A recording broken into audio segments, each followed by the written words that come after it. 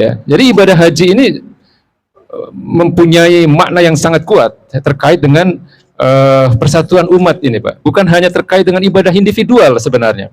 Jadi makna politisnya sangat kuat sebenarnya. Ya, kita mempunyai sesembahan yang sama, kita mempunyai kitab yang sama, kita mempunyai nabi yang sama, kita mempunyai kiblat yang sama. Ya, kita mempunyai dalam haji itu doa-doa yang sama, zikir yang sama. Artinya apa? Yang mempersatukan kita itu sebenarnya adalah keislaman kita, akidah kita ini. Maka yang namanya ukhuwah Islamiyah itu harus dinomorsatukan. Maka kita tahu kan di dalam ukhuwah atau persaudaraan itu selain ukhuwah Islamiyah ada ukhuwah watoniyah misalnya, ada ukhuwah basyariyah, ini yang sering disebutkan. Tetapi orang seringkali salah menempatkan prioritas. Ukhuwah Islamiyah ini harus diprioritaskan dibanding ukhuwah-ukhuwah yang lain, Pak.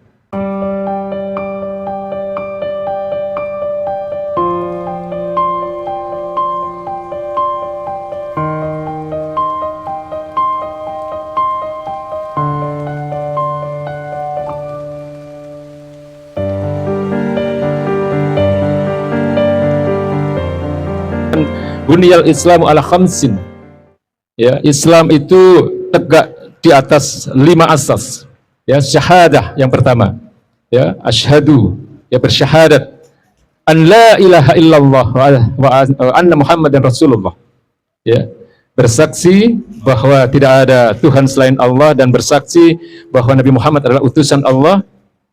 Wa iqamas shalah wa itaz zakah wal hajjul bait wa as-saum fi Ramadan. Ya, kemudian melaksanakan salat, menunaikan zakat, berhaji ke Baitullah, lalu kemudian melaksanakan puasa di bulan Ramadan. Jadi ini adalah dalil-dalil ya, baik dari ayat-ayat Allah Subhanahu wa taala maupun hadis-hadis baginda Nabi yang kemudian disepakati oleh para ulama menjadi penyempurna keislaman kita. Maka menjadi rukun Islam yang kelima. Maka di sini yang perlu mendapat perhatian ya, mau diperhatikan ya Pak ya, kepada kita-kita yang sudah punya kesanggupan ya, ini harus disegerakan Pak, untuk berhaji ini. Ya, baginda Nabi mengatakan ta'ajjalu ilal hajj, bersegeralah kalian untuk berhaji ke Baitullah. Fa inna ahadukum la yadri ma ya'ridullahu, karena masing-masing dari kalian tidak akan tahu bahwa akan ada apa nanti yang akan menghalangi kalian. Ya, jadi ketika kita ada dana, katakanlah minimal untuk mendaftar, ya, untuk mendaftar sekarang butuh berapa? 25 ya? 25 juta sudah mendapatkan porsi, ya, sehingga sudah ada kejelasan, insya Allah tahun berapa kita akan berangkat. Ya, meskipun hari ini waiting listnya sekitar 25 tahun untuk Jakarta ya. Tapi minimal ketika kita sudah mendaftar, ya maka dalam waiting list itu dalam masa-masa penantian menjelang keberangkatan bisa kita lunasi, ya. Dan paling tidak, katakanlah meskipun kemudian Allah Subhanahu wa taala tidak mengizinkan kita berangkat, tapi upaya kita untuk mendaftar itu adalah merupakan bagian dari niat kita, ikhtiar kita yang sangat kuat untuk menyempurnakan keislaman kita. Ya, jadi jangan ditunda. Kalau kita memang sudah ada kesanggupan ya untuk membayar, minimal kita mendapatkan porsi itu tadi, perkara berangkat atau tidak tentu kita serahkan kepada Allah Subhanahu wa taala. Karena ketika bapak-bapak punya kemampuan kemudian tidak mendaftar, itu bisa dosa, Pak. Ya, ini banyak sekali cerita-cerita ya, ketika seseorang itu sudah punya dana yang cukup untuk mendaftar, kemudian dia menunda, ya, kemudian dana itu digunakan untuk usaha, untuk bisnis, ya, kemudian dia berharap bahwa dari bisnisnya itu akan terkumpul uang yang lebih banyak, misalnya kemudian untuk didaftarkan tahun depan atau ingin mendaftar haji plus misalnya. Kenyataan yang terjadi beberapa cerita itu diantara mereka justru kemudian tidak jadi berangkat. Ya, ada yang seperti itu, Pak. Ya, jadi ketika seorang muslim itu sudah akil balik, ya, kemudian ada kemampuan untuk mendaftar haji, ya, segerakan untuk segera mendapatkan kepastian minimal, ya, tahun berapa kita akan berangkat. Ya, sekarang haji plus saja itu sekitar 7 tahun nunggunya. Ya, saya pada waktu 2010 berangkat haji itu alhamdulillah daftar tahun itu berangkat tahun itu masih begitu, Pak. Sekarang sudah yang plus saja itu sudah 7 tahun. Ya, sementara ya yang reguler itu lebih dari 25 tahun kalau nggak salah sekarang untuk Jakarta. Ya. Tapi memang ini semua membutuhkan niat ya, membutuhkan keinginan yang sangat kuat, dan sekaligus ini tentu merupakan hidayah. Karena orang berhaji itu jangan pernah menganggap bahwa kita berangkat haji itu karena kekayaan kita, juga tidak. Karena orang berhaji itu disebut duyufullah atau duyufur rahman, artinya tamu-tamu Allah. Mereka berangkat itu karena undangan dari Allah. Allah berkenan untuk mengundang, maka mereka berangkat. Ya, jangan pernah menganggap diri kita berangkat haji itu adalah karena harta kita misalnya. Ya, karena ternyata banyak juga orang-orang yang punya kekayaan berlimpah, ya, pejabat, artis yang mungkin hartanya nggak cukup miliaran, ya. Ada yang ratusan miliar, ada yang bahkan triliunan, sampai hari ini belum berangkat haji juga. Ya, tapi sebaliknya tukang bubur juga bisa naik haji, Pak. Ya kan? Ya, tukang bubur, tukang nasi uduk. Ya, ada orang-orang yang saya tahu dari segi kemampuan finansial sangat tidak memungkinkan untuk berangkat haji, kemudian ternyata ada rezeki datang. Ya, dan ini artinya apa? Semua itu adalah karena Allah Subhanahu wa taala memang berkenan untuk mengundang seseorang untuk berangkat haji. Ya. Itu yang pertama. Jadi wajibnya haji ini harus benar-benar menjadi satu perhatian bagi kita agar kita terhindar dari dosa. Ya, karena ketika kita sudah punya kemampuan untuk minimal untuk mendaftar, segera daftar. Ya, karena kita sudah punya kemampuan lalu kemudian kita tidak mendaftar, itu bisa dosa kita. Itu satu ya. Jadi kewajiban untuk berangkat haji adalah melekat dalam diri setiap muslim yang sudah akil, balik, dan ada kesanggupan untuk itu. Lalu yang kedua, saya ingin menekankan, ini penting sekali yang kedua ini Pak. Kita tidak akan berbicara soal fikih haji ya, karena fikih haji itu nanti akan bisa dipelajari dan akan diberikan pada manasik haji nanti. Tapi yang paling penting di sini adalah luruskan niat kita ketika kita berangkat haji, Pak. Ya, dan haji ini adalah ibadah yang paling rawan terganggu niat kita, Pak. Betul ya? Karena haji ini di beberapa daerah tertentu atau pada kultur-kultur tertentu dalam masyarakat Indonesia, bahkan di luar Indonesia, itu menjadi satu prestis. Ya, menjadi sesuatu yang bisa mendatangkan kebanggaan pada sebagian orang. Ya, jadi ada kebanggaan ketika pulang dari haji, kemudian mendapat gelar haji, dipanggil Pak Haji. Ini kadang bisa agak-agak sedikit mengurangi lillah kita ini. Ya. Jadi semata-mata karena Allah Subhanahu wa taala, itu adalah niat yang harus tertanam di dalam hati kita ketika kita akan melaksanakan berangkat haji ini. Niat ini penting sekali, makanya Allah Subhanahu wa taala dalam banyak ayatnya ketika Allah Subhanahu wa taala memerintahkan satu ibadah tertentu, itu biasanya dikaitkan dengan ketakwaan, dikaitkan dengan lillah. Ya, takwa itu apa? Takwa itu kan imtitsalu awamirillahi wa jatinabun nawahihi. Takwa itu menjalankan segala perintah Allah dan menjauhi segala larangannya. Maka ketika seseorang berangkat haji, niatkan untuk itu. Niatkan semata-mata hanya karena ingin mendapatkan ridho Allah, hanya karena kita benar-benar ingin taat kepada Allah Subhanahu wa taala untuk menjalankan perintahnya, bukan untuk yang lain. Ya. Ya ayyuhalladzina amanu kutiba alaikumusiyam kama kutiba alal ladzina min qablikum la'allakum tattaqun. Puasa juga begitu. Ya. Puasa itu diperintahkan agar kita benar-benar berniat melaksanakan ibadah itu agar kita digolongkan menjadi orang-orang yang bertakwa. Ya. Bahkan terkait dengan persoalan hukum misalnya, Pak.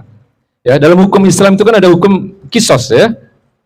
Allah Subhanahu wa taala berfirman ketika memerintahkan orang-orang beriman untuk menegakkan hukum kisos. Ini juga ditingkatkan dengan dikaitkan dengan ketakwaan. Ya ayyuhalladzina amanu kutiba alaikumul kisos. Ya, ayatnya persis sama dengan ayat untuk puasa. Wahai orang-orang beriman, wajib bagi kalian untuk melaksanakan kisos. Ini Al-Baqarah 178. Lalu di ayat berikutnya, di ayat 179, Allah katakan, "Alakum fil qisas hayatun ya ulil albab." Dan bagi kalian dalam hukum kisos itu ada kehidupan, dan ini hanya bisa dipahami oleh orang-orang yang berakal. Ya, karena bagaimana bisa kisos itu artinya apa? Kisos itu kan al-hurru bil hurri gitu kan, al-abdu bil abdi, wal unsa bil unsa. Jadi hukuman yang setimpal. Ketika ada orang membunuh, maka dalam Islam itu hukumannya harus dibunuh, Pak. Ya, dengan melalui bukti-bukti dan kesaksian tentunya ya. Tapi kemudian dikatakan oleh Allah Subhanahu wa taala, walakum fil qisas hayatun ya ulil albab. Dalam kisos itu ada kehidupan di situ. Ya, dan ini hanya bisa dipahami oleh orang-orang yang berakal. Ini bahasanya agak panjang ini, tapi kita kaitkan dengan ketakwaan tadi. Maka di dalam ayat 179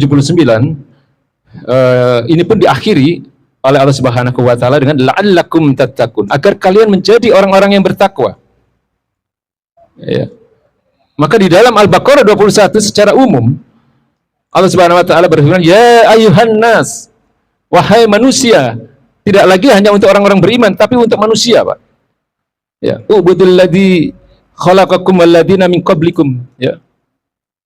Jadi Allah perintahkan, ya ayuhan nas ubudur rabbal ladzi khalaqakum walladzina min qablikum, sembahlah Allah, beribadahlah semata-mata hanya kepada Allah Subhanahu wa taala yang telah menciptakan kalian dan menciptakan orang-orang sebelum kalian. Ini pun diakhiri dengan la'allakum tattaqun, agar kalian menjadi orang-orang yang bertakwa. Ya. Jadi seluruh perintah ibadah itu biasanya kalau nggak ada lilahnya kemudian disambung dengan la'allakum tattaqun. Kalau tentang haji itu Allah Subhanahu wa taala berfirman, wa tazawwadu, berbekallah kalian. Fa inna khairaz zadit taqwa. Dan sungguh bekal terbaik bagi orang-orang yang berangkat haji itu adalah takwa. Jadi ini penting untuk meluruskan niat kita ya di dalam melaksanakan ibadah haji ini agar semata-mata lillah, semata-mata agar Allah menggolongkan kita menjadi bagian dari orang-orang yang bertakwa tadi. Ya, jadi intinya apa dalam poin yang kedua yang ingin saya sampaikan di sini adalah bahwa ketika berangkat haji, maka yang terpenting niatnya ini diluruskan semata-mata ingin mengharap ridha Allah, semata-mata ingin agar kita digolongkan menjadi orang-orang yang bertakwa. Ya, jadi soal niat ini penting, Pak, karena ini saya cerita sedikit ya, Pak ya. Ini terjadi di sekitar 5 atau 10 tahun yang lalu. Ya, dalam sebuah pilkada gitu ya. Mungkin Bapak-bapak juga mendengar ini berita ini ya. Ada seorang jamaah haji ya, beberapa hari menjelang wukuf dia pulang. Ya, karena apa? Karena dia mengejar waktu untuk tes kesehatan pilkada, Pak. Karena dia adalah bagian dari caleg. Ya, ini seorang caleg di DPRD Aceh kalau nggak salah. Ya. Jadi sebelum wukuf di Arafah dia pulang. Ya. Ya, nggak ada artinya. Karena al-hajj Arafah. Haji itu Arafah. Haji itu tidak ada artinya tanpa wukuf di Arafah. Maka kalau bapak-bapak yang sudah pernah berangkat haji itu menyaksikan di sana yang ada di padang Arafah sejak 9 Dzulhijjah ya, ba'da zuhur sampai besoknya 10 Dzulhijjah menjelang terbitnya fajar ya. Itu yang berkumpul di sana itu bukan hanya orang-orang yang sehat. Ya, orang-orang yang dalam keadaan sakit, orang-orang yang ada di ICU, orang-orang yang parah sakitnya, ketika mereka masih berada dalam rangkaian ibadah haji, mereka dikeluarkan semua. Ya, mereka jadi banyak sekali ambulan-ambulan yang berasal dari berbagai rumah sakit itu untuk berkumpul di padang Arafah. Karena tanpa wukuf di Arafah tidak ada artinya itu. Nah ini ada seorang caleg ya hanya mengejar waktu tes kesehatan ya sebagai calon legislatif di pilkada di salah satu provinsi lah ya. Dia meninggalkan wukuf. Artinya apa? Niat ini yang harus diluruskan, Pak. Karena ternyata ada orang-orang yang ini saya dengar sendiri ya. Rasanya nggak afdol kalau menjadi calon legislatif atau calon kepala daerah terus di depannya nggak ada hanya gitu. Nggak ada huruf hanya. Atau kalau untuk yang perempuan nggak ada huruf HJ ya, hajjah. Ya, jadi seorang muslim ya kalau berangkat kalau ikut kontestasi dalam pilkada atau apa ya, faktor H atau HJ ini menjadi nilai tambah gitu. Ya, dan ini sesuatu yang tentu harus diluruskan ya. Artinya niat ini sangat penting ketika seseorang melakukan ibadah. Ya, semata-mata tujukan niat kita beribadah ini semata-mata lillah, semata-mata mengharap ridho Allah Subhanahu wa taala, semata-mata agar Allah golongkan kita menjadi orang-orang yang bertakwa. Ya, karena hanya orang-orang yang bertakwa nanti yang akan mendapatkan posisi yang mulia di hadapan Allah Subhanahu wa taala. Ya, maka dalam kaitannya dengan haji ini, orang-orang yang berangkat haji dengan ketakwaan, ya, kemudian rukun dan syaratnya terpenuhi, insya Allah mereka akan menjadi haji yang mabrur. Ya, amin. Kita doakan pada Bapak Ferik dan Ibu, semoga beliau berdua akan kembali ke kampung halaman menjadi haji yang mabrur. Ya, mabrur itu secara bahasa berasal dari kata barro yaburu. Ya, artinya berbakti atau berbuat baik. Maka orang-orang yang mabrur, ya, baik itu hajinya atau umrohnya, mereka adalah orang-orang yang diberikan kebaikan oleh Allah Subhanahu wa taala. Artinya ketika sudah pulang kembali ke kampung halaman, semakin baik ibadahnya, semakin baik muamalahnya. Ya, jadi jangan disia-siakan ketika pulang haji kemudian menjadi haji yang mabrur. Ya, ini menjadi sesuatu yang sangat-sangat penting untuk akhirat kita, di mana seorang haji yang mabrur itu bagaikan bayi yang baru lahir. Lalu poin ketiga yang ingin saya sampaikan yang tidak kalah pentingnya dari poin pertama dan kedua tadi tentang hikmah ibadah haji ini. Ada satu makna yang kadang tidak dipahami oleh umat Islam tentang makna terpenting dari ibadah haji ini yang terkait dengan persatuan umat, Pak. Ya, kita bisa melihat di dalam ibadah haji itu orang, ya, khususnya kaum muslimin yang terdiri dari berbagai suku bangsa, ya, terdiri dari berbagai warna kulit, ya, ada orang bule, ada orang Cina, ya, ada orang Afrika yang hitam-hitam itu, Pak. Ya, semuanya ngumpul di sana. Itu dalam rangka apa? Ya, dalam rangka menyejajarkan diri dengan seluruh kaum muslimin di sana. Ya, mereka tidak lagi dibedakan atas warna kulit, mereka tidak lagi dibedakan atas suku bangsa atau bangsa, mereka tidak lagi dibedakan ini laki atau wanita, mereka tidak lagi dibedakan atas kekayaan, ini rakyat atau ini pejabat dan seterusnya. Tapi mereka disejajarkan sebagai hamba-hamba Allah Subhanahu wa taala, ya, sehingga kemudian ini dimaknai oleh para ulama sebagai simbol persatuan umat sebenarnya. Ya, jadi ibadah haji ini mempunyai makna yang sangat kuat terkait dengan persatuan umat ini, Pak. Bukan hanya terkait dengan ibadah individual sebenarnya. Jadi makna politisnya sangat kuat sebenarnya. Ya, kita mempunyai sesembahan yang sama, kita mempunyai kitab yang sama, kita mempunyai nabi yang sama, kita mempunyai kiblat yang sama. Ya, kita mempunyai dalam haji itu doa-doa yang sama, zikir yang sama. Artinya apa? Yang mempersatukan kita itu sebenarnya adalah keislaman kita, akidah kita ini. Maka yang namanya ukhuwah Islamiyah itu harus dinomorsatukan. Karena kita tahu kan di dalam ukhuwah atau persaudaraan itu selain ukhuwah Islamiyah ada ukhuwah watoniyah misalnya, ada ukhuwah basyariyah, ini yang sering disebutkan. Tetapi orang seringkali salah menempatkan prioritas. Ukhuwah Islamiyah ini harus diprioritaskan dibanding ukhuwah-ukhuwah yang lain, Pak. Dan ini bisa dengan sangat terang benderang disimbolkan dalam ibadah haji itu. Maka ketika umat Islam tidak menomorsatukan ukhuwah Islamiyah, tapi lebih menomorsatukan ukhuwah watoniyah misalnya, maka kita bisa melihat umat Islam yang berasal dari bangsa lain itu tidak mudah untuk mendapatkan pertolongan dari umat Islam yang berbangsa lain. Betul ya? Hari ini siapa yang menolong saudara-saudara kita yang ada di Palestina misalnya, Pak? Siapa yang menolong saudara-saudara kita yang ada di Uyghur, di Myanmar? Ya, tidak ada yang menolong. Karena umat Islam ya terkungkung dalam ukhuwah yang disebut dengan ukhuwah watoniyah. Padahal Allah Subhanahu wa taala tekankan pentingnya bagi umat Islam ini untuk jangan bercerai-berai, ya. Fatasimu bihabillahi jami'an wa la tafarraqu. Berpegang teguhlah kalian kepada tali agama Allah dan janganlah kalian bercerai-berai. Ya, ketika umat Islam menomorduakan ukhuwah Islamiyah, inilah yang hari ini terjadi. Dan sesungguhnya ibadah haji itu menjadi simbol bagi persatuan umat, tanpa melihat ya suku bangsa, tanpa melihat warna kulit, tanpa melihat tingkat kekayaan, apakah ini pejabat, rakyat, dan seterusnya. Semua umat Islam, ya, baginda Nabi katakan al-mu'min lil mu'min kalbun yan yasjudu ba'duhu ba'du. Seorang mukmin bagi mukmin yang lain itu harus saling menguatkan, ya, bagaikan bagian-bagian yang ada di dalam bangunan. Maka penting untuk menjadi perhatian kita pesan baginda Nabi SAW di dalam haji wada. Ya, jadi haji wada ini haji perpisahan beliau. Ketika itu beliau memberikan khutbah dalam haji wada itu dalam narasi yang sangat panjang, sebenarnya cukup panjang, tapi poin terpenting adalah di kalimat terakhir yang beliau sampaikan.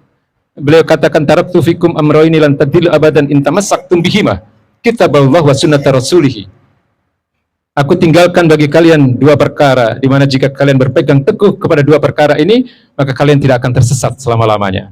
Kitaballah wa sunnata rasulih, yaitu kitab Allah, Al-Quranul Karim, dan sunnah-sunnah Rasulnya. Artinya apa? Baginda Nabi menekankan kepada kita agar kita hidup di bawah naungan Al-Quran dan sunnah-sunnah beliau. Inilah yang sebenarnya menjadi kunci kemuliaan umat Islam. Maka di dalam momen haji wada itu pula turun surat Al-Maidah ayat 3. Ya, surat ini atau ayat ini cukup panjang juga. Diawali dengan pengharaman terhadap bangkai, darah dan daging babi. Ya, hurimat alaikumul maitata wa dahma wa lahmal khinzir, kemudian dan seterusnya sampai di akhir ayat itu Allah Subhanahu wa taala berfirman, al yauma akmaltu lakum dinakum wa atmamtu alaikum nikmati wa raditu lakumul islam madinah. Pada hari ini telah aku sempurnakan agama ini bagi kalian dan telah aku cukupkan bagi kalian nikmatku dan aku telah ridhoi agama ini sebagai agama kalian. Ini momen yang sangat mengharukan. Ya, ketika ayat ini turun dan ketika pesan Nabi dalam khutbah wada itu, banyak sahabat yang menangis, ya, dan inilah yang seharusnya menjadi bahan renungan bagi kita, ya, karena ini adalah menjadi bagian dari kekhawatiran Nabi ketika umat Islam kemudian berlepas diri dari Quran, umat Islam berlepas dari sunnah-sunnah beliau, maka cepat atau lambat maka kehancuran itu pasti datang. Dan hari ini menjadi cermin bagi kita. Hari ini kita ini dekat apa tidak dengan sumber-sumber ajaran Islam ini, Pak? Tidak, Pak. Ya kan? Quran itu isinya bukan hanya ibadah-ibadah individual, tapi banyak sekali dalam perintah-perintah Quran itu yang sifatnya terkait dengan muamalah. Sebagaimana yang tadi saya contohkan mengenai kisos misalnya, atau tentang soal ekonomi, tentang politik pemerintahan, budaya, dan seterusnya. Ini semua seharusnya menjadi jalan hidup kita. Ya, maka ketika kemudian umat Islam tidak lagi berpegang kepada sumber-sumber ajaran agamanya, maka cepat atau lambat keruntuhan atau katakanlah kehancuran umat Islam itu tinggal menunggu waktu saja. Ya, maka disinilah satu hal yang harus kita renungkan juga, bahwa haji ini seharusnya mengingatkan kita untuk kembali kepada Islam, kembali kepada sumber-sumber ajaran Islam, terutama adalah Al-Quranul Karim dan sunnah-sunnah baginda Nabi Muhammad SAW, dan seharusnya juga mengingatkan kita ini adalah ummatan wahidah. Kita ini adalah umat yang satu, ya, umat yang seharusnya tidak tercerai-berai, ya, dengan batasan-batasan kebangsaan, tidak seperti itu. Ya, maka di akhir dari tausiah yang singkat ini, semoga ini semua menjadi pesan penting yang terkait juga mudah-mudahan bisa menjadi bahan renungan, bahwa haji itu tidak sesederhana apa yang kita bayangkan mungkin, ya. Bukan hanya sekedar melaksanakan ritual-ritualnya, ya, ada ihram, ada tawaf, ada sa'i dan seterusnya, tetapi menyimpan berbagai pesan-pesan politis, pesan-pesan yang penting bagi persatuan umat Islam. Di sana nanti juga para jamaah itu akan melihat tempat-tempat bersejarah, ya, tempat misalnya nanti di Bukit Aqobah itu, Pak. Itu seharusnya membangkitkan kesadaran umat Islam bahwa disitulah, ya, momen ketika umat Islam, ya, ketika khususnya adalah kaum Ansor membaiat baginda Nabi sebagai kepala negara. Ya, ini harus direnungkan, Pak, karena umat Islam ini seharusnya, ya, kalau kita mengikuti sunnahnya Nabi, itu kita bersatu di dalam ri'asatul ammah lil muslimina jami'an fid dunya, dalam satu kepemimpinan yang meliputi seluruh kaum muslimin sedunia. Maka disitulah akan tercipta kemuliaan umat Islam, kemudian juga terwujud apa yang disebut dengan Islam rahmatan lil alamin. Jalbul masalih wa darul mafasid, terwujudnya kemaslahatan dan terhindarnya kerusakan-kerusakan. Maka Imam Asy-Syatibi itu menyimpulkan atau memberikan kesimpulan yang lebih rinci tentang risalah Islam ini, bahwa risalah Islam itu akan menjaga berbagai hal-hal kebaikan di tengah-tengah manusia. Ya, ada hifdzuddin, menjaga agama, hifdzul mal, menjaga harta-harta manusia, ya, menjaga jiwa-jiwa manusia. Ya, ada 8 poin di situ. Maka kalau hari ini betapa mudahnya orang membunuh misalnya, ya, hampir setiap hari kita lihat di televisi berbagai berita kriminal, ya, kemudian betapa setiap hari terjadi berita tentang korupsi misalnya, ya. Karena yang pertama adalah ketakwaan yang sangat rendah, dan yang kedua karena memang aturan kehidupan kita jauh dari Islam, jauh dari syariat Islam, sehingga banyak sekali kebaikan-kebaikan di tengah-tengah manusia ini yang tidak terjaga. Padahal Islam itu adalah turun sebagai mewujudkan jalbul masalih wa darul mafasid, mewujudkan kebaikan-kebaikan di tengah-tengah manusia dan menghindarkan dari kerusakan-kerusakan.